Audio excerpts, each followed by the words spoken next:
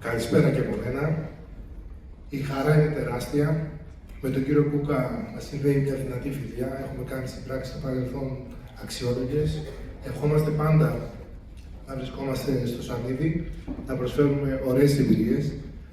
Αυτή τη φορά θα προσφέρουμε κάτι μοναδικό. Είστε πολύ τυχεροί, πιστέψτε μου, που είστε εδώ σε αυτή την αίθουσα.